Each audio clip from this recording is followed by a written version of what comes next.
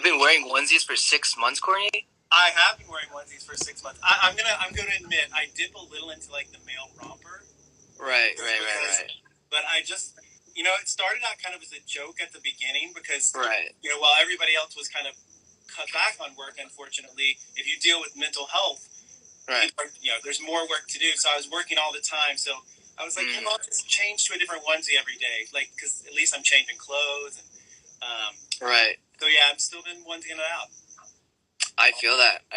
I've been sticking it out with the t-shirts and the shorts, but I might switch to that. I might have to. You know what? I'm gonna say that it's like I think people are missing out. It's like super easy. You only have to pick out one thing, and you're just very logical.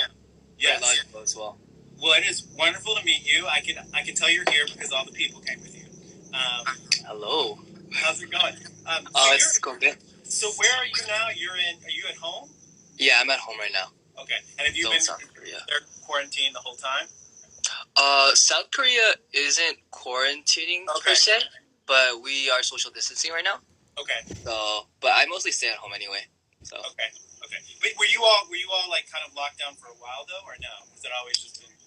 It's kind of just been open and a little bit more lax, but yeah, I mean, I've like the reason that I'm here today is because I was diagnosed with panic disorder, and I had a mental breakdown. So I have technically been quarantining for a while. Do you? And I actually want to dive in and talk a little bit more kind of about your story. But one thing that I've heard some of the people I've talked to on lives who deal with anxiety have said that in a way they think that that all this is harder on other people than them because they're kind of used to those big feelings of panic and anxiety that maybe other people are feeling for the first time right now. Like, do you feel like that the skills you kind of learned to kind of deal with your anxiety and panic have helped you during this 2020-ness? The thing is, my panic attack struck with the pandemic. Okay, so it kind of fueled it to be a little bit worse than it was. Okay, because when I started, yeah. What were you saying? I'm sorry. No, you're fine. I want to dive in. I don't know all of your stories, so I'm really I want to hear it all. I'll just kind of introduce everybody now. I'm Courtney. I'm with the Jed Foundation. Years ago, I was executive director of the Jed Foundation, and now I run a lot of our programs like Love is Louder. I really am. What I'm passionate about is trying to figure out how we can use the channels people are already engaged with, like music and TV and film, to deliver mental health messages because that's what people are already paying attention to. So that's kind of why we started Love is Louder, is we wanted like a different way to talk about mental health, where it didn't always have to be about kind of like symptoms and conditions. It could just be, sometimes we need to give ourselves a boost just to make it through like a tough day. True. Very true. And thank you so much for your From Friends line and all that's raised for us. That's amazing. Of course. I'm sure a lot of the people in this room probably purchased that. And I want to ask you a little bit more about what that means, but let's dive first into your story. Tell me a little bit about when you first started to kind of sense that something was different or wrong.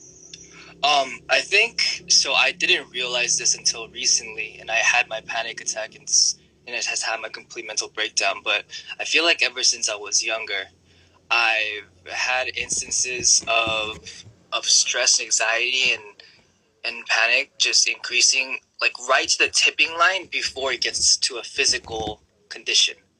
Right. And I've had that constantly, and I just wasn't aware that that's what it was. It was kind of like how I was lactose, and I didn't realize I was lactose until someone told me that there's such thing as being lactose intolerant. Yep. And I just thought people lived with stomach aches their whole life, and I wasn't aware why I had to use the bathroom every time on the way to LA in the 30-minute traffic after I drank my milk at school.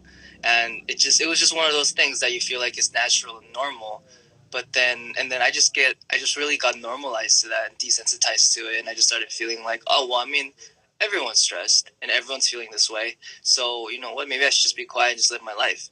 And it didn't really strike me until I would say it was like early this year, March, January, February, March, Aprilish, or somewhere right before our debut or our comeback. I was in this car, and I was on my way to. I just shot something for this project that I'm doing, and then I was just on my way home, and then I told the taxi guy, like, I felt this sudden weird feeling coming on. I couldn't breathe all of a sudden, and there was no trigger, there was nothing there was no reason for it. I just feel like the subconscious me having pushed down my ability to tell myself that it's okay to feel these things for so long had finally kind of just pushed through that barrier and it popped everything off. And I started feeling physical symptoms. I couldn't breathe. I felt like I was going to die. I thought I was having a heart attack, and I thought this is it. But kind of like how you mentioned, it's funny that the timing, Corona, and it still is predominant within society. So to the taxi driver, I have to seem completely fine. And I just have this really weird, wide, plastered smile on my face, telling the taxi driver, "Please take me to the hospital." Just forget about my current address that I was supposed to go to. "Please take me to the hospital, sir." And I'm just clutching at my thighs, hoping and praying to God that this isn't the moment. That this isn't the moment that I'm taken back. And just really feeling hopeless. Yeah. And I get to the hospital, and then they diagnose me, and they're like, "Nothing's wrong with you." And I'm like, "What? That makes no sense. I thought I was gonna die a second ago." And then they did all the blood work. They said, "You're hyperventilating, but other than that, we don't see anything in any of your blood work, in any of your scans." And then after that, I went through several medical procedures. So I was like, "There's no way that this isn't something that's real," because it was so physical and it was so real to me, like as if it was an actual, like a disease that I had contracted or something, so, or an illness. And then I did all these medical examinations. I did MRI scans, CAT scans. I went through all of this and all of this. They all said nothing. There was no results for anything. So eventually, they were like, "I think at this point you go to a psychologist and you try looking at them." And I was still skeptical. I was like, "Okay, this is stupid. Like, really? I've never had a problem with this before in my life. Like, why would it be this?" And then I ate the medication that they gave me, and I felt better. And that's what proved to me, oh wow, mental health is actually something that exists. And to be completely honest, like, I supported people, and I definitely have always been an advocate of people for mental awareness, but this made me a really, really strong advocate, because it actually gave me a personal experience to believe that, and to better understand what people actually go through who have these problems. So that's my story. Yeah, and I actually think that's, when you think about how horrible that can feel, whether it's anxiety or, or it's panic, where you feel like you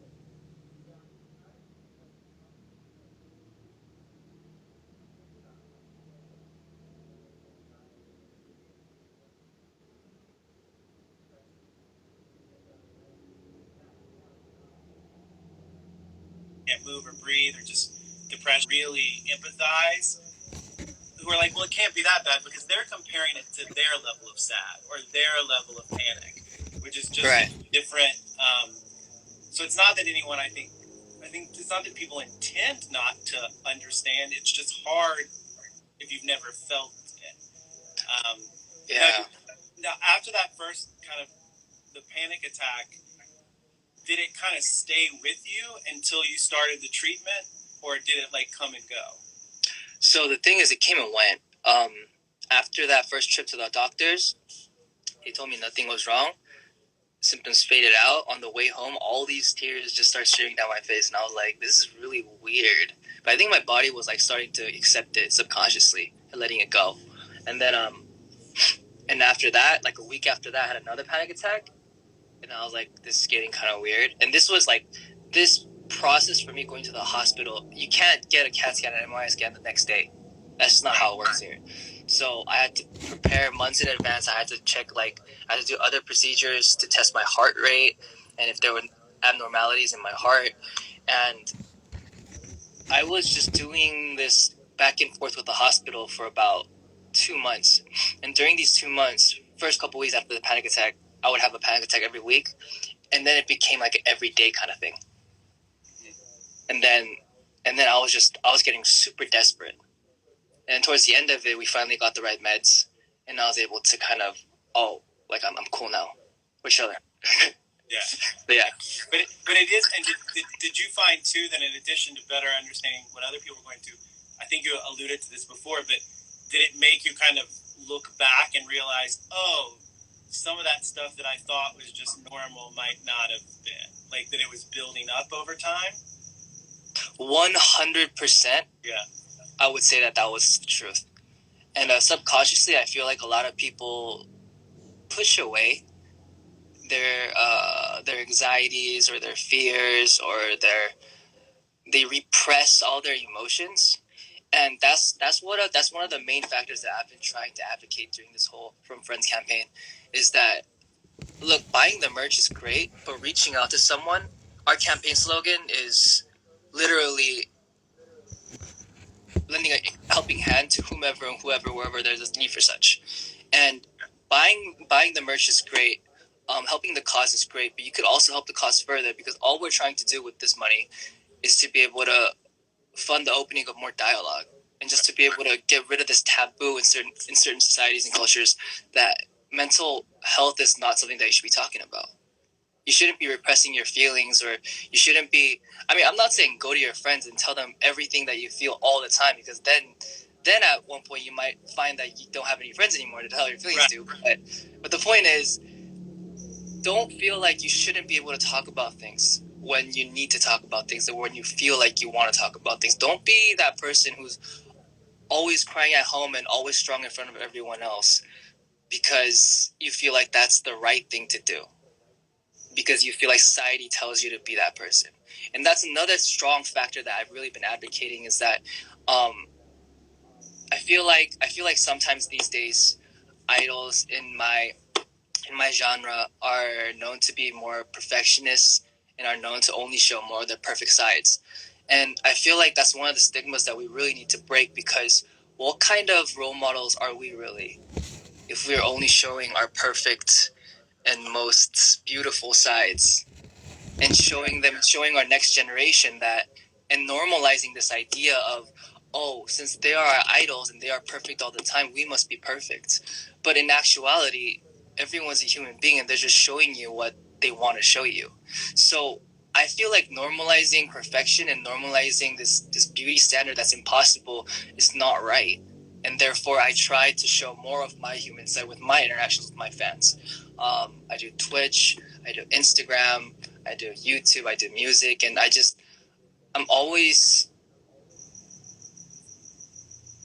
I'm an advocate for being the dumb person that I am.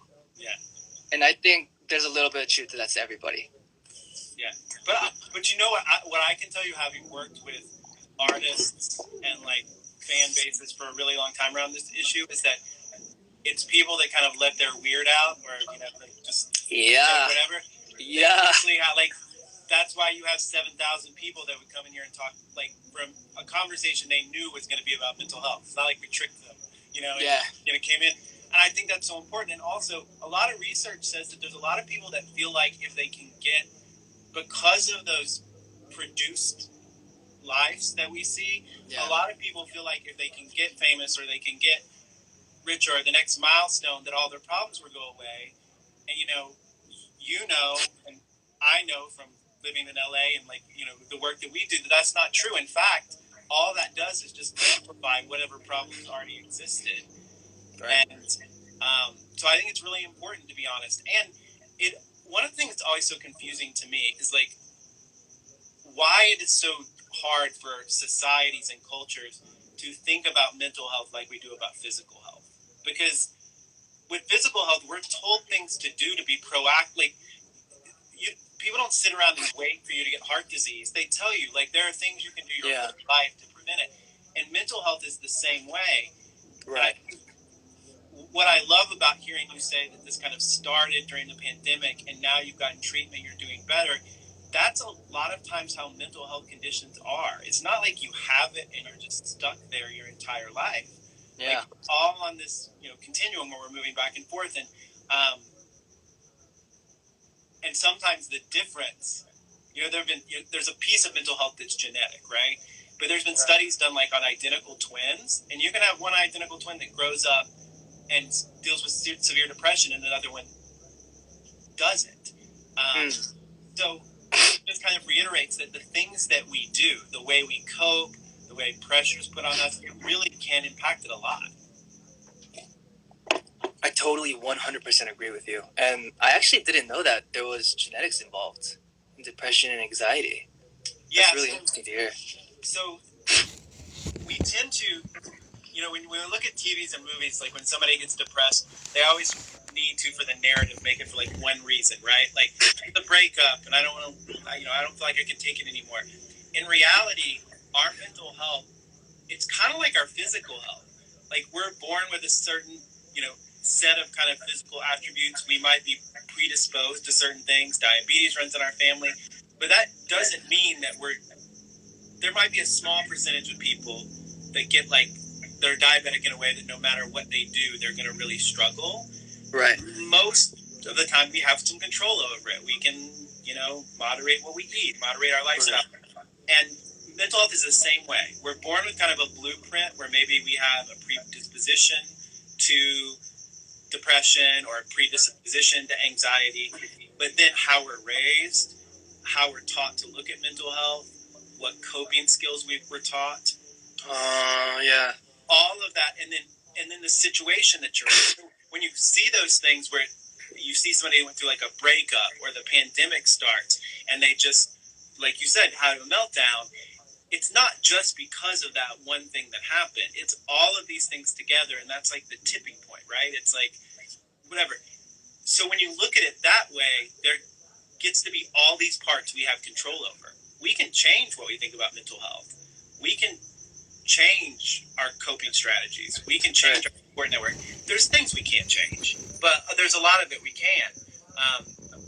Which I was also curious to ask, like, in addition to, kind of medication, are like coping strategies, are there things that you've developed that kind of help you beyond that, or is it kind of under control with the medication?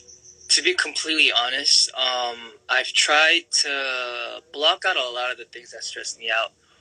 Before I would look at social media a lot, and because it's part of my job. It's part of my job to maintain a certain image and to become this personality and public figure.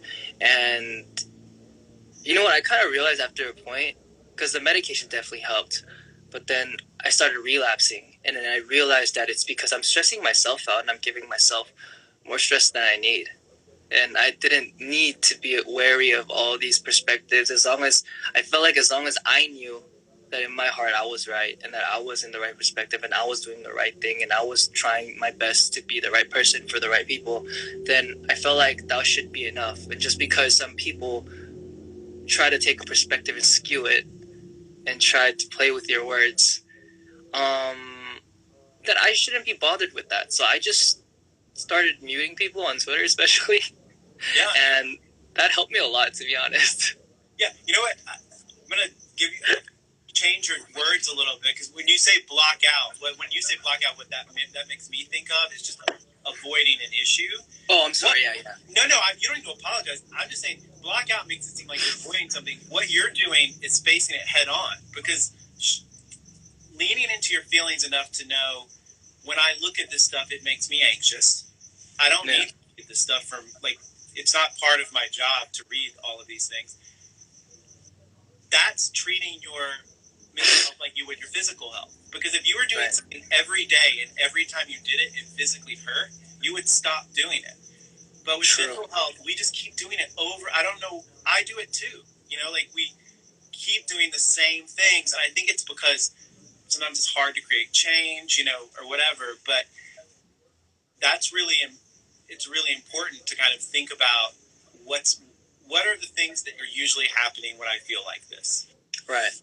So you can, sorry, I have lots of dogs. You can, okay. Boys. So you can you can control it, and you can control it. we have a campaign that's launching in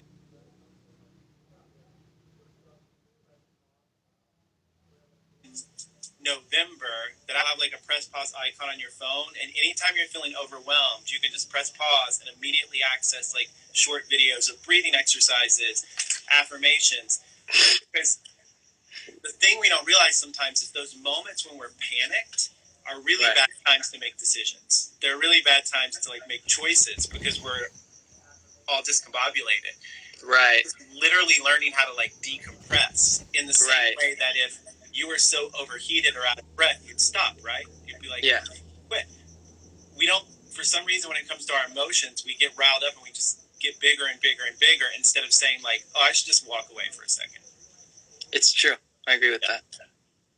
Yeah. What, I see there's a lot of questions coming in, and oh, well, here's one right now. Do you have any daily self-care practices? Do I have any daily self-care practices? Take my meds. I'm religious, so I do my prayers. Drink a cup of coffee, and before I go into a meeting or before I talk to someone that has to do with work, or before I even start anything, I always just kind of take a breath and just think about the good things of life, and then go in. Do you know that this sounds so simple, but one of the things that the research says is most powerful is making gratitude lists. Just Interesting. And especially the research says if you do it routine, like you do it every night, and actually the nights that are most important to do it are the nights you really don't want to. When you're like, I'm not grateful for any, like you're like, this sucks. Those are the nights you need to do it most, because it actually changes the way that our brain works. It's really hard for anxiety to have like its full grip if we're thinking about something we appreciate. You know, it's right. It's hard to agree with that. But yeah, I'm kind of my friends make fun of me. Like this behind me is a steam tent, and behind that there's like a spin bike, and I'm a little self-care overload. But I do find that when I don't do that, when I get really busy and I just stop doing anything to take care of myself, I become less productive. Like I'm not fun to be around. Yeah. So it's important to do that. Let's we have another couple questions. Love the hair, by the way. Oh, thank you. It's either quarantine or midlife crisis or both. I'm not sure. Okay, I'm praying it's quarantine. How do you control your anxiety when it comes up? Like when it does come up now, or things that you do to... That's not something that I can help you with, because for me, or whoever asked that question, I would just say the best thing to do is when you do have a real physical manifesting form of anxiety, the first thing that you want to do is get consulted for medication. And that's what I'm going to recommend, because that's what worked for me. I tried doing a psychiatrist, and I'm sure it's different for everyone else. Some people, like one of my teammates also took a leave of absence with me, and they felt better just by, just talking to people and just getting out of this area and just being able to be free and sociable and taking a break and taking a breather for a while. That made them okay. For me, I could not go outside. I was secluded in my room, and even then I felt like I was dying every day. So for me, it was medication. I think I needed medication. There was no other way out. So for anyone in that situation, I think the first thing I would do is consult a therapist or consult someone that has knowledge in that field, and either try to get therapy, whether it's verbal or medicated.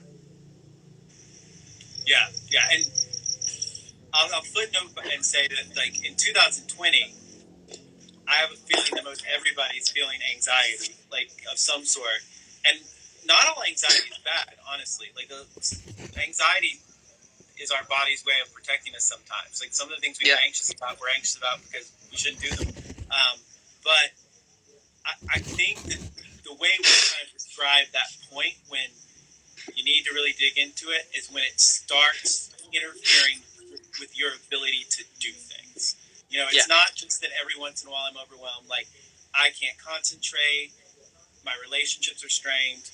That's when it's important to talk to someone. And it's different for everyone. It sounds like for you, the physiological part of it, the part that like the medication controls is a really big part of it. For some other people, it might be rooted to trauma or something that happened to them, and there might be more kind of situational or psychological sides to it that you do need to do more of the coping exercises and kind of thing. But I think that's what's important is realizing that just like almost everything in life, there's not like one way, and that's one of the walls I see people run into is they try to do it. They have a friend that was anxious, and they're like, "I'm going to do the same thing," and then when it doesn't work, they get frustrated. Right. You know, again, it's just like physical health. We don't all get treated we don't all get treated in the same way. We're different. Right. So I think that that's a really valid suggestion, and I think it's important, especially with anxiety, to talk about medication. It doesn't mean that everybody needs to take it, but we definitely need to take the stigma away from taking it. Right. Like there should be no more stigma around anti-anxiety and antidepressants than there are antibiotics. You know, I mean, right. If you need them and they're given to you in the right way, that's what medicine is for. I saw somebody ask, and this is a good lead-in, because you mentioned before and you talked about like cultural barriers to help seeking, like different cultures. Talk to me a little bit about so like for me, for example, I grew up in a very southern conservative town. My dad was a Southern Baptist minister. So even though I'm not really from one of the kind of cultural groups that we sometimes see really high barriers to talking about it, I did grow up in a place where no one talked about it because like your solution was to pray it away, you know, and that's a challenge too. Those two things can exist together. Religion and psychiatry can exist together. Sure. But talk to me a little bit about what you see with your like friends, family, and people around you. Like, is there a high resistance to talking about mental health? Well, I think for my parents and themselves, like even my family background, it was more like you pray to the Lord and everything works out in His time, right? And I am a strong believer of that, but I also believe that His will is done through us as a vessel. So we need to be proactive in order for His will to manifest. That's just what I believe religiously, and I'm sure other people have different religions. As for the cultural aspect, I think, like I told you, the standard of normality within my field of work is perfection, and therefore, perfection does not include being mentally unstable. And with that stigma also comes you are not allowed to show those kinds of feelings or show those kinds of emotions or even say that you're feeling those kinds of emotions. And that's why even till this day I feel like a lot of people are still suffering, and a lot of people in my line of work are really struggling with a hard time, but they don't know who to turn to and where to turn to because everyone shuts them down, especially if they're doing well, because they're going to lose money. And that's just a sad corporate truth of it, because at the end of the day, it's a product, and if that product loses value, then the corporation loses value. And I think that's really sad. And I've been fortunate enough to be in a company where I was able to tell my CEO, look, I feel like I'm done with my life. I feel like I'm about to die. And then he said, you know what? Don't worry about it. Take some time off, figure it out, and you're good. And that's what he's told every other artist when they come to him the same way. And I really respect our CEO due to that. And I don't know what else to say. I just wish that it could be different. I just wish that the standard of perfection could be lessened. And I just hope for in my ideal world, I'm just hoping that people who do music could be seen as people who do music, and not as people to be idolized or romanticized or just thought of as these Greek mythological figures who can do no wrong. and are strong enough to break barriers like Hercules and have all these mystical powers that normal human beings don't, because in actuality that's not the case. That's not the truth. And as much as magic and mirrors do in Hollywood and everywhere else around the world for the entertainment industry, they're just as human as you are, and they feel exactly the same things. Yeah. And I'll kind of add, that's my wish too, and I'll add on to that. I also, you kind of alluded to the fact that, like, you know, when you hit a bottom like this, when you, like, you know, have a meltdown, or, you know, it's a really tough time, that's a lot of the times where we look back and go, God, I was worried about a lot of crap that didn't matter. Like, why was I, like, why, like, you know, I'll even say for the pandemic, like, I've been walking around this neighborhood in a onesie with pink hair for 6 months. Like, my give a crap factor is, like, really low right now. And you look back and you're like, why did I ever care? Like, why did I ever care so much? I want a world where you don't have to crash and burn to have that feeling, where it happens before this. People are like, who cares? Because if everybody would just fess up that none of us have it together, then there wouldn't be so many people, like you said, who kind of live in this. I talk to a lot of young people who basically say, I feel like everybody else has a manual, like a guide to life that I don't have. Like, I feel like everybody else gets it and I don't. Yep. But you know what? I've never met that person who got it all together. So it's like I've never, almost everybody in my life where I've met professionally that I've thought, gosh, they just have it down. When you get to know them better, everybody has their stuff, you know, and if we could just talk about it. Yeah, I agree with that. Be better. Have you found, since you kind of come out and started talking about this, that more of your friends or people that you know have talked to you about what they're going through? I mean, people have been nothing but supportive, I feel like. Yeah. Even I was a little surprised because even my fandom was super supportive, and I thought they would be a little bit more, just due to the timing, not so much because of the mental health problem, or the mental health issue, but we weren't able to promote due to me and some of the other members having these mental problems. And then this was a really big promotion for us, so I thought that a lot of fans would be disappointed with the fact that we couldn't come back and play these songs live and have a concert. And even though it is Corona, you know, we could have done all these other things during this time period. But they have been nothing but welcoming and nothing but warm and respectful and loving for me, which I really do appreciate, and which I think is kind of rare, and that's why I was more so surprised. So just nothing but love for them. Yeah, that's amazing. And even just looking at the comments, scrolling up, it's an amazing group of people. But then I also just think it also speaks to the power of just being honest. You know, it's like I think where people get frustrated is when they see people kind of struggling and no one will say why. You know, like I feel like when you were talking before about another reason that I think people in the public eye sometimes can't come out is because they know if you show a little crack, there's this whole press machine that's just going to come after you. You know what shuts that press machine down the most is just saying it. Like, you know, and if you just say it, then there's nothing to speculate. Yeah. I mean, they'll still find things to speculate, but yeah. But like, how are you feeling these days? Like this week, how are you doing? I'm feeling much better.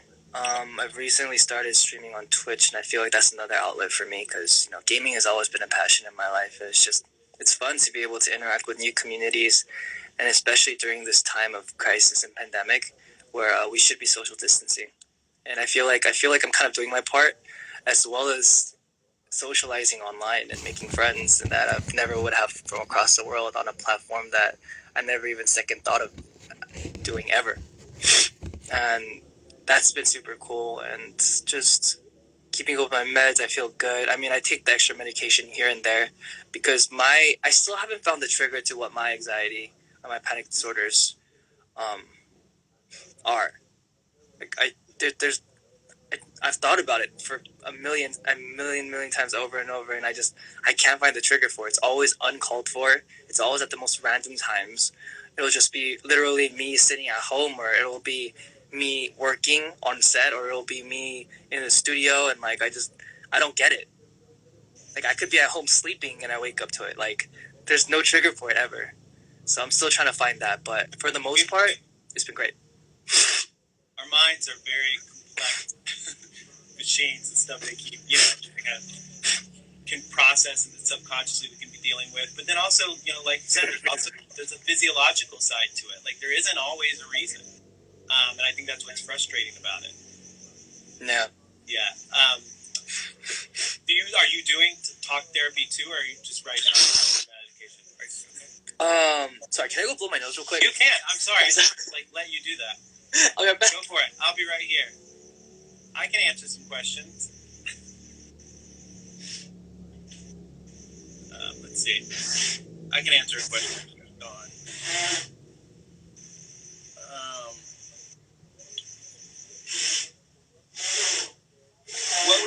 So here's a question I can answer. What would you do if you're scared to tell somebody?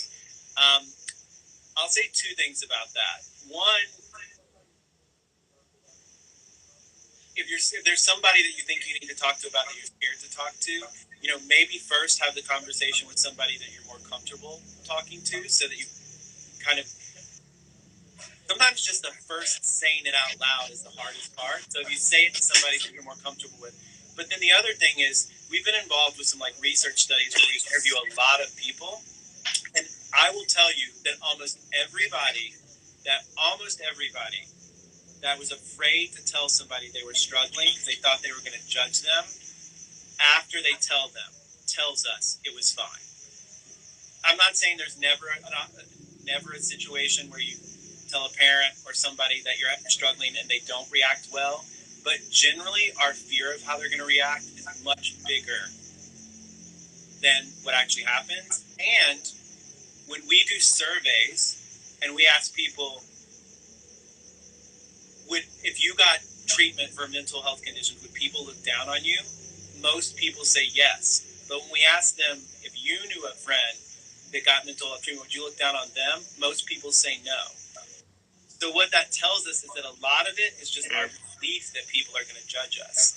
And so my advice is always when people are scared, it's just one, try it on somebody you feel safe with, because after you say it once, it might not be so scary. And then also just know that it's probably not, the reaction's probably not going to be what you think it is. For sure. So we talked about that. Oh, anyway, before I was just saying, like, did you do talk therapy at all, or? I tried it for a while and it didn't really help me too much. Yeah.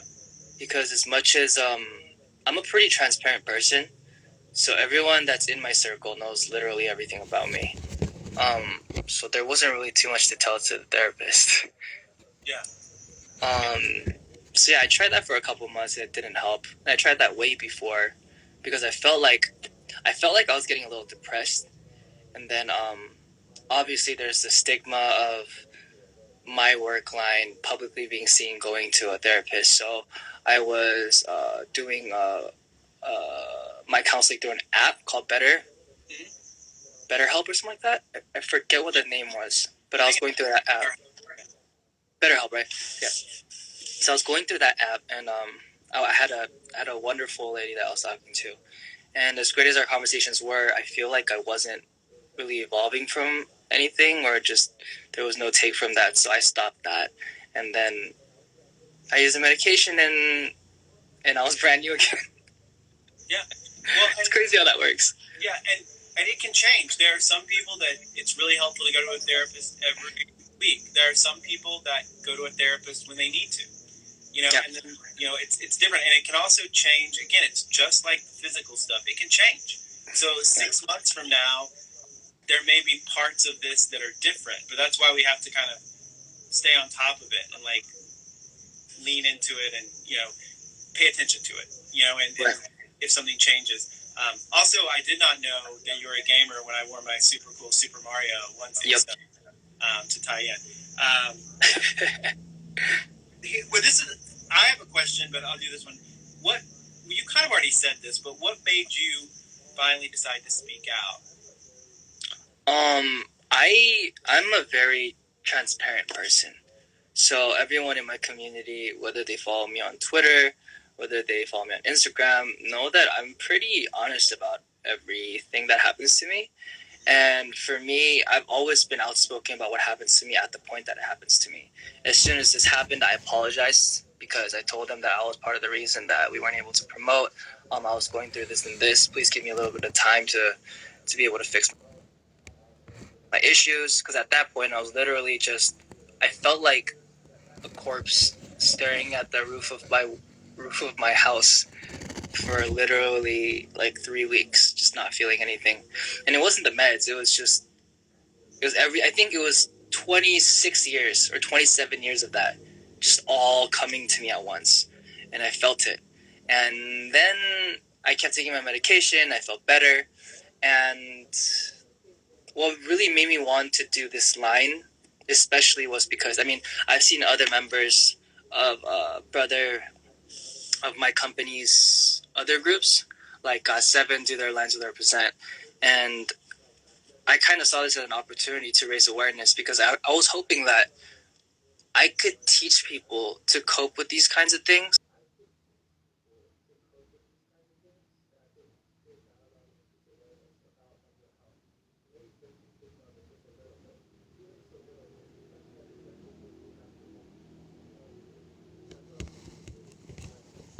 Awareness because I was hoping that I could teach people to cope with these kinds of things. That for this campaign, I started up for that sole cause, and for me speaking out about my mental health problems, I feel like it was when it first started. I popped off on it. I was like, "This is happening to me. What's going on? Help me." Well, I think that's important, and I know there are some people who kind of don't want to tell their story until they feel like they're all the way on the other side of it, and everything's kind of like nice and neat. And I get that, and it's everyone's choice, right? What you want to share. But I do think there's a real value in going through the process with people because that's what makes the process less scary. Yeah, if all I'm ever doing is saying I went to therapy, I went to treatment, and everything's fine, you're not getting more comfortable with what that looks like. Yeah. And I do want to note because I saw a comment where somebody said that therapy was really important to them. I do want to note that no one's saying that therapy isn't. Talk therapy Yeah. super important. For most studies actually say the best treatments are a combo of medicine and talk treatment. What I was just saying that it's different for everybody. Like it's a matter of um, what I say when it comes to talk therapy is exactly what you did. At least try it. Like at least give it a try. And if it's not working for you, or if you need to go to a different therapist, or you decide you're just going to use therapy when you think you need to, like that's really to work out on your end. But and then so the from friends. Now coming back around to that, was there something specific that your friends or that your kind of support network did that really made a difference, or that made kind of this whole process easier for you? If I could just add to our previous topic right before jumping on the front fence line, I would also actually highly recommend, for me, from my personal experience, though I'm no expert and I have no expertise or knowledge in this area, and this isn't my field of expertise, like I said, I might say it over and over again just so people don't misquote me, but I would actually, if it was me in your position, I would try counseling first before medication because medication affects your serotonin levels and it tampers with the chemicals in your brain. So it's going to make you feel a certain way. It's going to change your body and it's going to do things to you that, work in different ways for different people that may have side effects. But therapy and verbal counseling doesn't. So I would try, if that could work for you, if that could be a sole solution, I would try verbal counseling pre-medication. Yeah, Definitely.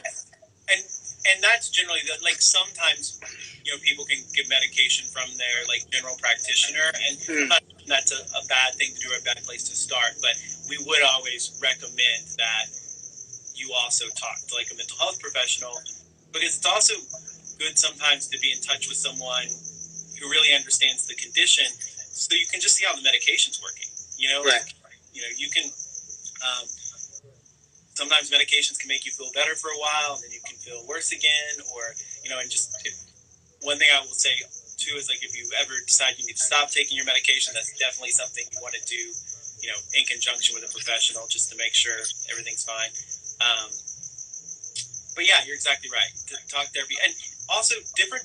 It depends on what you're dealing with. Like you said, like as of now in your journey, yours isn't attached to a specific thing. That you need to Also, I'm gonna the JED team member who's monitoring questions. I think she's being polite and she's saying people keep asking about both your hair. I don't think they're asking about my hair, but there are a lot of questions about your hair. So can we just talk about what color your hair is? I don't know. It's okay. So it's supposed to fade out to like a grayish color, but for now I just got it dyed the other day, so it's still in like this brown ashy color. Yeah, and you got that nice pink going on. Yeah, I just really dye my hair to match this light behind me. I just whatever color I actually just light change color, and I do change them to match my hair. But that's a pandemic. Like I don't know what else to do. But my hair is beach blonde, and I just put stuff in it to change. I love it. But I mean, that's, you know what? It's like, I think we have to get creative right now, and figure out how do we deal with all this. Like, in LA, I've been inside since March. We've go out to the stores and stuff, but it's, we definitely have to start getting creative. Speaking of pandemic, because I know that Insta Live is going to cut us off here in about 9 minutes, but one of the things that I've heard from people I've talked to who have dealt with new or different mental health struggles during the pandemic, and it sounds like you all are a little bit out in the world, but is kind of a fear of, okay, I have it under control in this setting, but then do I have to, is that something that you think about at all? Is like, kind of the dynamics of when things do return to normal and you go back to your routine? I am a little bit afraid. Yeah. I'm not gonna lie. I am afraid of promoting again. I'm afraid because I don't know when it's gonna strike, and I'm just praying that it doesn't hit me during like mid concert, and then I'm at this segue in this cross path where I'm like on stage singing, and all of a sudden it hits, and I don't know what to do. But hopefully, I am hoping that this time of quarantine, for me personally, could be a time of healing. Yeah. And it could be a time where I take some time for myself and learn how to fight this and be proactive about this before I get back to work. I'm already back to work, but before we start promoting again physically in front of audiences and people, so that I could have this all under check and be able to do my best for my fans. Right. Well, and you also have to remember, too, not that you're doing this, but that, when you talked about before that perfectionism, kind of a lot of times people who have struggled with perfectionism will then also try to be perfect about their recovery. I finally got to the point where I admitted that I needed help and I'm getting help, but now I have to be like the perfect patient. And you have to remind people, like, it's okay to just have a bad day. Like, it's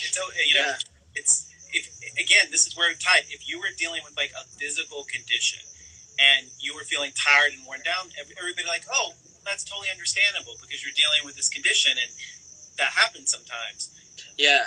The same way. Like, it should be the same way. That it's like, if you have panic attacks and 25 days out of the month you're doing well, that's a score. And so if the other 5 you kind of don't do much or aren't as productive, you have to kind of give yourself a break. But the reason I kind of asked you that question about being scared going back into the world is I think it's also okay for us to admit that. Like, I've even like, I feel like I've changed a lot, like in the last 8 months. Like, what does that mean? Do I still like my friends? You know what I'm saying? Am I still going to want to hang out? Do I still, and I think it's okay just to admit that in the same way we've all had to wing this together and figure out how to do it, we're just going to have to figure that out. And so my hope for you, especially because there's 6,000 people here listening to this, is that if that happened to you on stage, you could just go into your microphone and say, guys, I need to, I'm going home, bye. Fine. I don't know if your management would like that, but just like, guys, I need a break. Hand it back. It would be crazy. No, I think my fans would have no problem with it. I honestly believe that they would have. They might be sad that I'm not there at the concert, but I feel like they would actually have no problem with it. Yeah, But that's the freedom that comes from. They'd be like, yeah, you get more applause for that than you did for anything else. But I mean, I think that's part of the freedom that comes when you're open and honest about it. Is because it's. I think sometimes we mistake judgment for confusion, and so if I've always act one way and then I suddenly act another, people are gonna be like, "What just happened?" But if you've already kind of laid a groundwork, it's more of a real impression of you and not like a character, I guess a perfect image or whatever. Yeah. Well, I think we're about to wrap up. I do want to say that I think people can still go buy the from Friends merch now. Yeah. I think it's still for sale. Yep. And then we have some Love is Louder stuff actually, I think, coming out tomorrow from the same company, Represent. So we'll share that. But also, like, I look forward.